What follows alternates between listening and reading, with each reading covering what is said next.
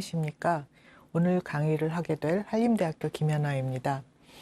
죽음이라는 그런 사건에 대해서 아마 생각을 안 해보신 분은 없겠지만 깊게 그리고 자주 생각하시는 분들은 거의 안 계실 것 같습니다. 특히 이제 현대의학의 시대에 들어와서 마치 고치지 못할 병 없다고 생각하는 그런 시대가 되었습니다. 그러나 그것은 사실이 아닙니다. 오늘 강의에서 첫 번째 부분은 이제 다양한 그 명화들을 보면서 인류가 어떻게 죽음을 맞이했고 죽음을 받아들였었는지를 한번 살펴보도록 하겠습니다. 우선 어린이 그림책인데요. 울프 에르브루프가 쓴 그 죽음과 오리와 튤립이라는 그런 동화책에 나오는 그림을 보겠습니다. 오리는 어느 날 누군가가 자기를 지켜보고 있다는 것을 알게 됩니다. 그리고 그 존재에게 묻습니다. 너는 누구니? 그러자 그 존재가 대답을 합니다. 나는 죽음이야. 난 항상 너를 보고 있었는데. 이렇게 답을 합니다. 이 단순한 이야기에서 죽음은 항상 우리의 일상에 언제 어디서 나타날지 모르는 그런 존재라는 것을 알 수가 있습니다. 사실 사람이 자기가 어떤 그 문제로 어떤 시간에 어떤 장소에서 죽을지를 정확하게 알 수 있는 사람은 아무도 없습니다. 어쩌면 그것이 오늘 저녁이 될 수도 있고 내일이 될 수도 있고 혹은 먼 10년, 20년 후 일이 될 수도 있습니다. 그러나 이처럼 죽음은 우리 일상에 언제 다가올지 모르는 그런 굉장히 중요한 사건입니다. 밀레가 이런 그림을 그렸습니다. 밀레는 이제 만종이나 이삭 줍는 여인들처럼 이제 전원 풍경을 많이 그렸지만 이 그림에서는 생의 어느 순간에 나도 모르게 갑자기 찾아오는 이런 죽음의 모습을 그리고 있습니다. 이 나무꾼과 사신의 모습인데요. 나무꾼은 나무를 한 짐 하고 집으로 돌아가려고 합니다. 그런데 갑자기 죽음이 나타나서 나무꾼을 데려갑니다. 그러니까 나무꾼은 두 팔, 두 다리를 모두 벗당겨서 안 따라가려고 하지만 사신은 너무나 쉽게 한 손을 어깨에 턱 얹고 그냥 데려갑니다. 이 자세만 봐도 이미 시합은 끝난 것 같습니다. 사신은 한 손에 모래시계를 들고 이제는 시간이 다 됐음을 알리지만 나무꾼은 울타리 뒤에 연기가 나오는 자신의 집, 아마도 저녁을 짓고 자신을 기다리고 있는 가족들에게 어떻게든지 돌아가려고 합니다. 이렇게 죽음이 우리 삶의 어느 국면에 어떻게 갑자기 나타날지 우리는 아무도 모릅니다. 이처럼 죽음은 항상 우리 주변에 있고 언제나 이기는 존재였습니다. 이제 페테르 브루겔의 그 대작인 죽음의 승리라는 그림을 보면 이 큰 그림 안에 아주 빼곡하게 죽음이 어떻게 우리에게 승리를 거두는지를 보여주고 있습니다. 그런데 가장 이제 눈여겨보실 것이 오른쪽 아래에 젊은 두 남녀가 있습니다. 류트를 키면서 사랑을 나누고 있는데 이들의 머리 위에 죽음이 나타나 있습니다. 이 죽음이 이들을 데려가려고 하지만 이 두 사람은, 이 젊은 남녀는 전혀 그것을 모르고 현재의 삶을 즐기고 있습니다. 그리고 왼쪽의 아래편에 보면 신분이 높은 왕일 것 같습니다. 이런 사람도 역시 죽음의 손앞에서는 어쩔 수 없이 지게 되는 그런 모습을 보이고 있습니다. 이렇게 역사적으로 죽음이라는 것은 신분 고하, 그리고 빈부와 상관없이 누구에게나 평등하게 다가오는 그런 존재였습니다. 그렇지만 우리들이 조상이라고 해서 죽음이 즐겁고 무섭지 않았을 리는 없습니다. 이 그림을 보면 이제 홀바인의 대사들이라고 하는 굉장히 유명한 그림인데 잘 보시면은 굉장히 그 정교한 이런 그림 터치들 아래쪽에 무엇인가 물체가 있습니다. 이것이 무엇일까요? 이것이 굉장히 정교한 그림이라서 지금 이렇게 보면 잘 안 보이는데 이 그림이 걸려있는 화랑에 가면 이게 뭔지 보고 싶으면 이렇게 옆으로 사선으로 가서 보세요 하고 이렇게 빨간색으로 이렇게 표시가 되어 있습니다. 이것은 해골입니다. 즉 죽음을 의미하는 것이고요. 이제 아날모픽이라고 해서 이렇게 왜곡상을 만들어서 이 그림 안에 이 죽음을 끼워 넣습니다. 이렇게 메멘토 모리 전통이라고 하는데 항상 서양화에서는 죽음을 잊지 말라. 아무리 당신이 성공적이고 부와 명예를 다 누리고 있어도 죽음은 언제 당신을 찾아올지 모른다는 것을 항상 주지를 시켰습니다. 예, 메멘토 모리 전통은 사실 로마 시대에 개선 장군이 이제 큰 전쟁에서 이기고 돌아와서 잔치를 하면서 이제 즐거워할 때 그 시종이 항상 그 술을 따른다든지 음식을 이제 주면서 그 장군의 머리 위에서 메멘토 모리를 읊도록 했다고 합니다. 그러니까 지금 당신이 얼마나 성공하고 행복하고 부를 가지고 있지만 죽는다는 사실을 잊지 말라 하는 그런 의미가 되고요. 서양화에서 이 메멘토 모리 전통은 굉장히 다양하게 변주가 돼서 추상화에서도 많이 나타납니다. 그렇지만 이제 이 두려운 죽음을 이기기 위해서 또 죽음의 춤이라는 그런 개념을 많이 이제 도상으로 나타냈습니다. 죽음의 춤이라는 거는 이제 죽음이 다양한 사람들을 찾아오는 모습들을 그립니다. 그래서 아주 신분이 높은 사람부터 아주 가난한 사람까지 아주 젊은 사람 그리고 아주 나이가 많은 사람 누구에게나 이 죽음이 찾아와서 생명을 데려가는 그런 모습들을 그리고 있는데 그렇지만 죽음이 두렵기 때문에 이것을 춤이라는 그런 소재로 풀어나가는 그런 도상들입니다. 그래서 여기 보시면 왼쪽의 그림은 죽음이 이제 죽어갈 사람을 데리고 의사 앞에 나타납니다. 이 왼쪽에 있는 그림이 그 사람이 의사입니다. 근데 특징적으로 의사가 나타날 때 죽음의 춤에서는 이 소변통이 나타납니다. 그러니까 이 죽음이 이 소변통을 가지고 의사 앞에 나타나서 네가 이걸 가지고 뭐 해볼 수나 있겠냐 하면서 이제 비아냥거리는 그런 모습으로 나타납니다. 즉 의사가 어떤 수를 쓰더라도 너는 죽음을 막을 수가 없다. 너는 나를 이길 수 없다. 이런 도상으로 나타납니다. 그런데 현대의학의 시대가 되면서 이것이 변형이 되기 시작합니다. 그래서 오른쪽의 그림은 이보 살리거라고 하는 이분이 아마 나치 시대에 굉장히 그 히틀러가 좋아했던 화가라고 해요. 어쩐지 좀 그랬을 것 같은 느낌이 있는데 이것도 역시 죽음의 춤이라는 도상에서 빌려온 것인데 죽음과 소녀라고 하는 도상입니다. 원래 오리지널 죽음의 춤에서 소녀는 굉장히 그 젊고 아름다운 그 사람이 죽음을 피할 수 없다는 그런 것을 묘사를 하려고 만들었던 도상인데 현대의학의 시대가 되면서 의사가 끼어들게 됩니다. 그리고 이 의사는 이제 죽음을 밀치고 소녀를 구해내는 어떻게 보면 조금 마초적이기도 하고 마치 슈퍼맨과 같은 그런 모습으로 나타나게 됩니다. 그러면서 드디어 현대의학이 죽음을 물리칠 수 있다는 이런 개념들이 대두를 하게 됩니다. 그런 결과 우리는 어떻게 죽음을 맞게 될까요? 오른쪽의 그림은 에밀 롤데가 그린 그 죽음의 모습인데 보시면은 현대의학의 시대가 되고 죽어가는 사람을 지키는 것은 이제 병원 침대 그리고 그 옆에 약병, 의사 이런 사람들이 됐습니다. 결국은 우리는 다른 방식으로 죽게 되었죠. 현대의학이 죽음을 얼마나 극복했는지는 모르겠지만 죽음의 모습이 굉장히 달라진 것은 사실입니다. 그런데 과연 현대의학이 죽음을 이겼을까요? 거의 동시대에 그려진 알프레드 큐빈이라는 그 화가가 그린 베스트 닥터라고 하는 그림입니다. 아일랜드 속담에 그 죽음은 가난한 이 최고의 의사라는 그런 속담이 있습니다. 굉장히 좀 씁쓸한 속담이긴 한데요.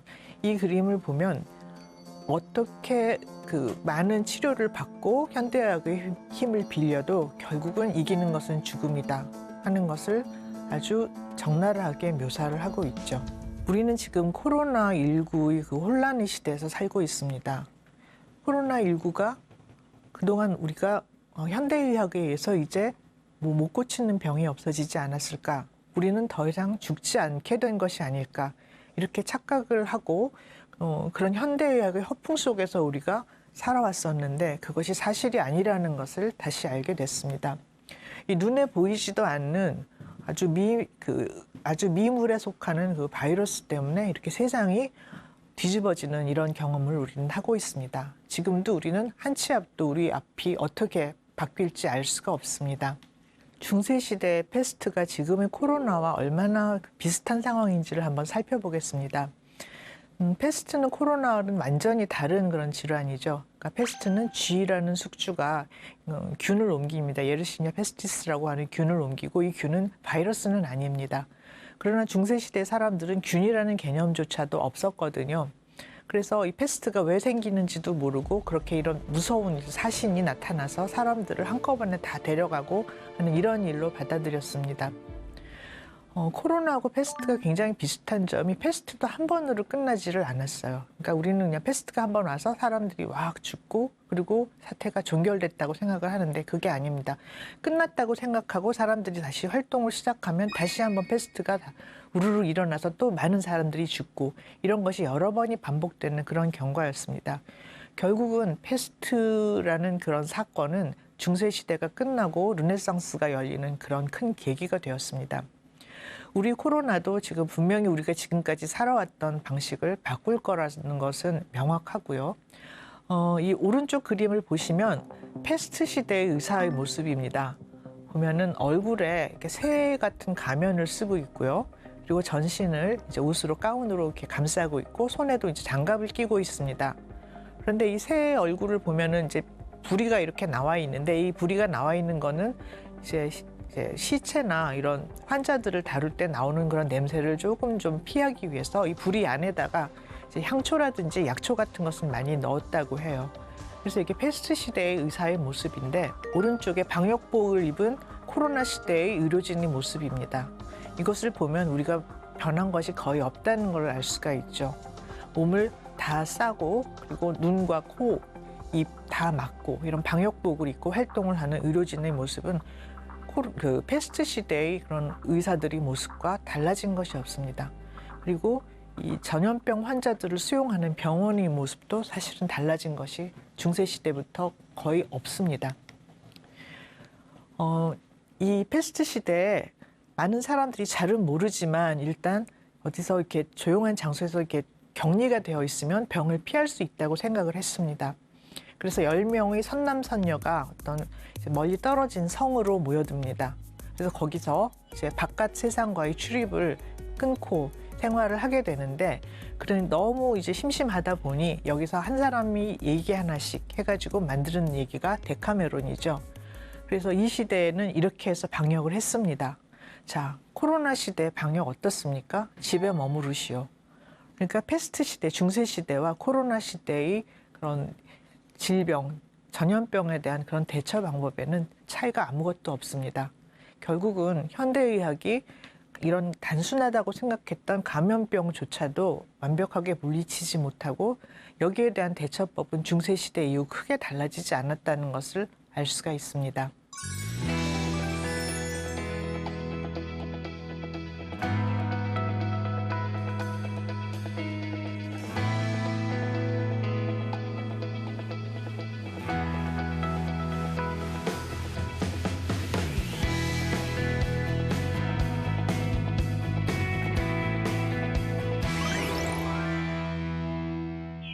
늙음에 대한 이야기로 넘어가 보겠습니다. 생로병사라고 하는데 자연적으로 인간은 나이를 먹고 그리고 늙게 됩니다.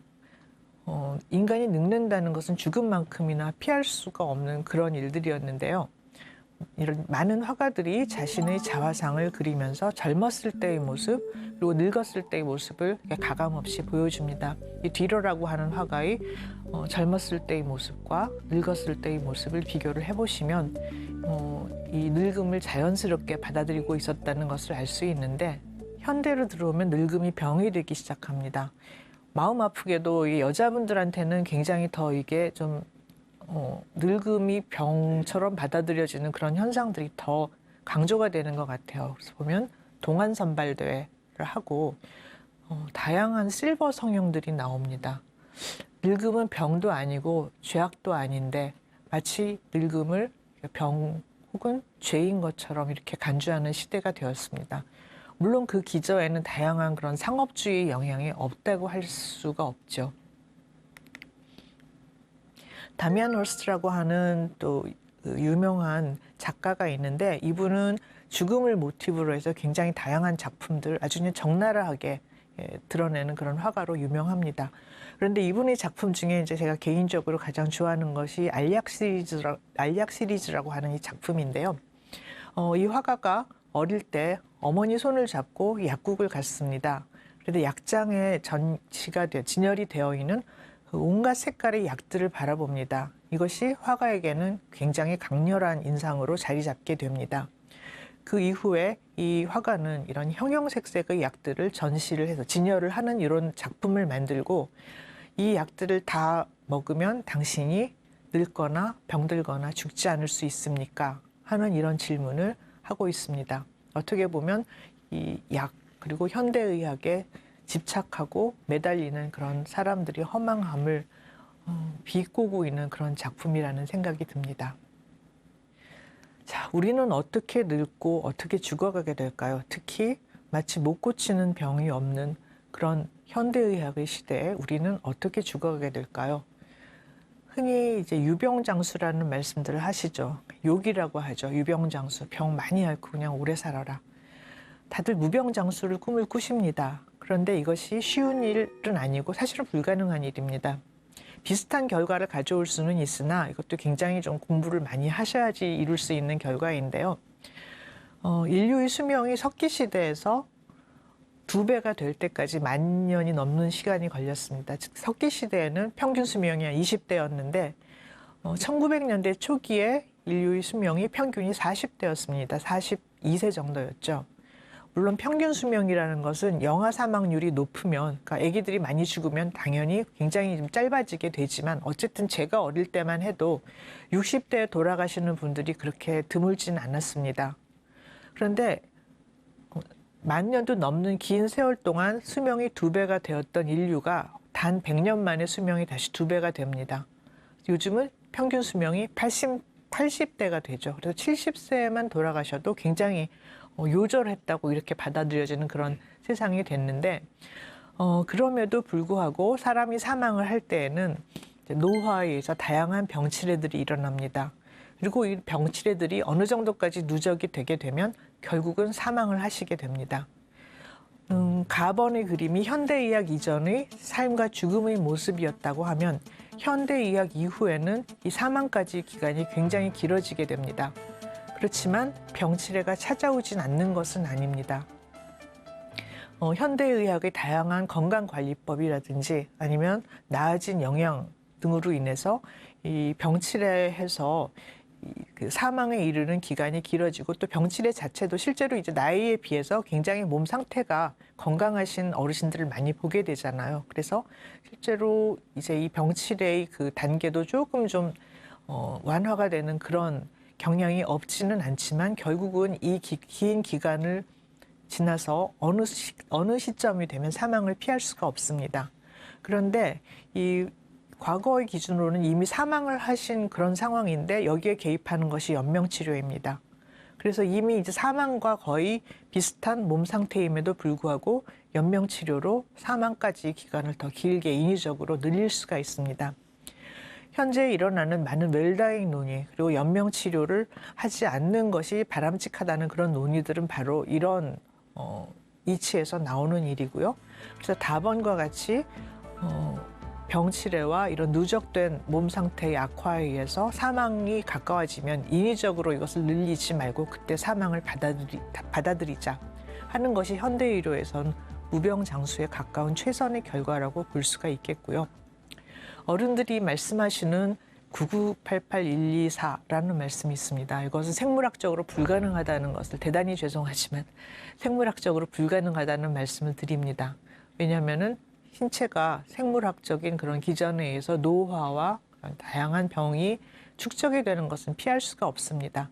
이렇게 99세까지 팔팔하게 하루 이틀 살다가 하루 이틀 아프다가 돌아가신다. 이것은 사고나 자살같이 어느 날 갑자기 생이 딱 끊어지지 않는 그런 시나리오가 아니면 가능하지가 않습니다.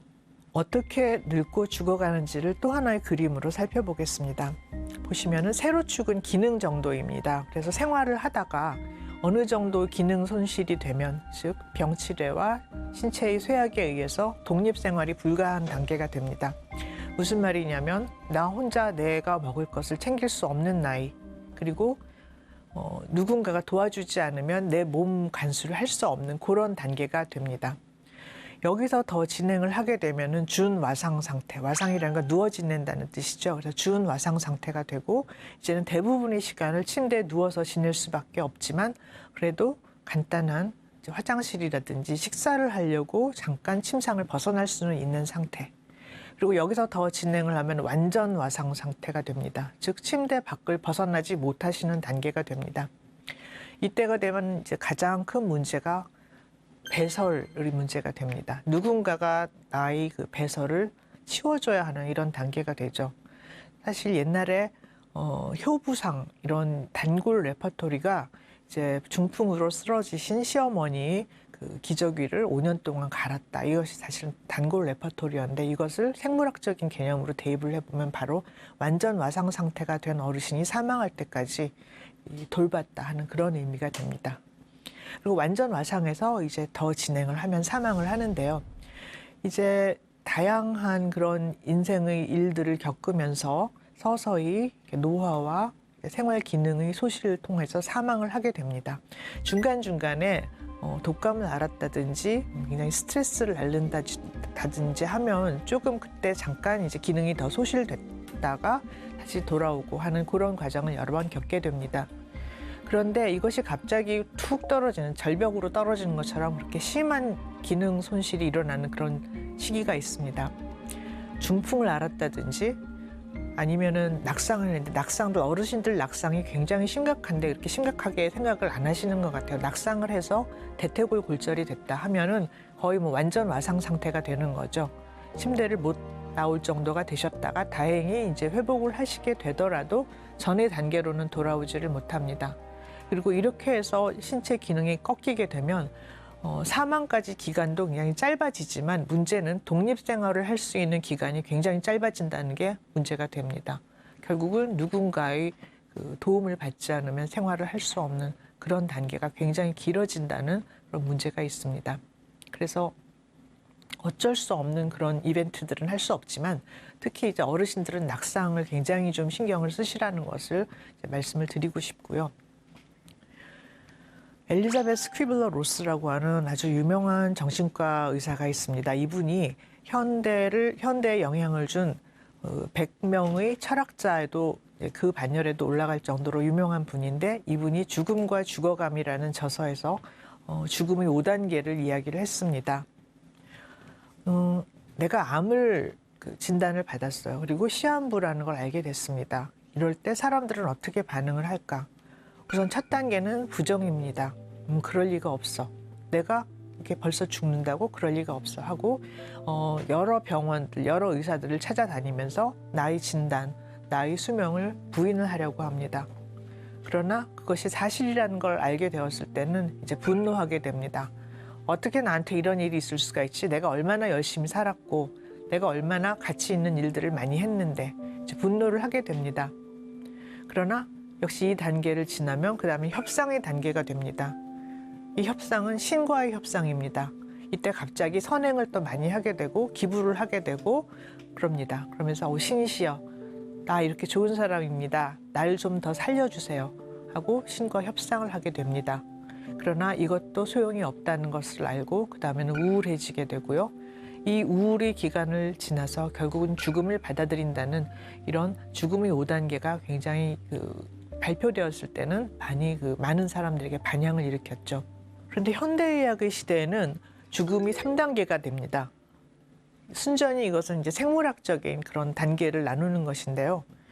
외출을 못하는 단계, 누군가가 도와주지 않으면 결국 집 밖을 나설 수 없는 단계가 되고 저는 이것을 이제 사회적인 사망의 단계라고 생각을 합니다. 그런데 참 야속하게도 이제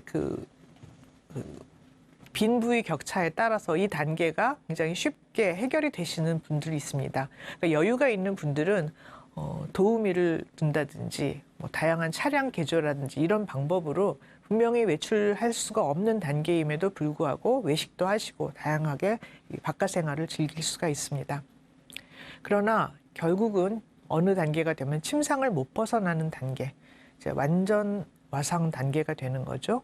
이때가 되면 이제 누군가가 나의 이제 배변 문제를 해결해 줘야 합니다. 자, 우리는 이 배변 문제를 해결해야 하는 문제가 이것을 하는 사람의 문제로만 생각을 할 수가 있는데 당하는 사람의 문제는 더 심각할 수가 있습니다. 왜냐하면 나의 존엄성이라는 게 굉장히 타격을 입게 되거든요. 아무리 내가 돈을 주고 고용을 한 고용인이라 하더라도 저 사람의 손에 내가 이런 가장 기본적인 생물학적인 이런 것조차도 해결을 못하고 남의 도움을 받아야 한다는 단계, 굉장히 자존심에 상처를 입게 되는 단계고, 저는 사실은 이 단계가 생물학적인 사망의 단계라고 생각을 합니다. 그리고 이 단계를 지나면 이제 밥을 못 먹는 단계가 됩니다. 어르신들은 다양한 이유로 식사를 잘 못합니다. 우선 밥맛이 떨어지는 것도 있고 소화가 잘 안 되는 것도 있고, 그리고 심지어는 음식을 넘기는 게 아프다고까지 표현을 하시는 경우가 있습니다. 그래서 점점 식사량이 줄어들게 되고 죽음으로 다가가게 되는데, 현대의학은 여기에서도 답이 있습니다. 식사를 못 하시면 코에다가 이제 레빈 튜브라고 하는 그 고무관을 넣어요. 그래서 이 고무관을 한쪽 끝을 주사기에 넣은 그 영양식하고 연결을 해서 강제로 급식을 할 수가 있습니다. 정맥으로 영양제를 공급한 것도 있고, 심지어는 위에다가 구멍을 뚫어요. 그래서 위루관이라는 것을 집어넣습니다. 이 위루관을 넣게 되면 굉장히 오랫동안 살 수가 있습니다. 그래서 현대의학의 시대에는 사실 이미 죽음에 도달한 분들도 다양한 치료법이 있게 되는 것이 사실입니다. 영화를 하나 제가 보고 말씀을 드리고 이제 강의를 마쳐야겠는데, 이 영화를 아마 보신 분들도 계실 거고요. 아무르라고 하는 두 해로한 노부부의 이야기입니다. 여기서 이 할머니는 어느 날 노인들에게서 온, 어르신들에게서 오는 피할 수 없는 한 과정인 혈관성 치매라는 그런 문제로 점점 이제 몸 기능이 떨어지게 되고 일상생활을 못하게 됩니다. 그런데 이 남편은, 할아버지는 할머니가 이렇게 해서 죽는다는 걸 받아들이지를 못합니다. 이 두 부부는 굉장히 또 여유가 있어서 집에서 이 모든 간병을 할 수가 있습니다. 간병인을 고용을 하고 돈을 지불을 해가면서 할 수가 있는데, 참으로 아이러니하게 현대 집에서 사망할 수 있는 건 부자만이 그렇게 할 수 있다고 합니다. 그렇지 않고 대부분 요양병원으로 이제 모셔지게 되죠. 그런데 어느 날 할머니가 강제로 이제 막 음식을 주려고 했는데 안 먹겠다고 입을 딱 다무니까 할아버지가 할머니를 때립니다. 그러니까 지금까지 사이좋게 살아왔고 이런 일이 아마도 없었을 것 같은 부부인데, 할아버지가 너무 이 할머니가 죽는 것을 너무 당연하게 받아들인다 생각을 하니까 격정에 못 이겨서 할머니를 때리고 나서 깨닫습니다. 아, 이렇게 사는 것이 무슨 의미가 있을까? 굉장히 이제 비극적인 결론으로 끝나는데요. 이 영화는 결국은 간병살인이라는 이런 무서운 현실을 예술 영화로 승화를 시켰던 영화입니다.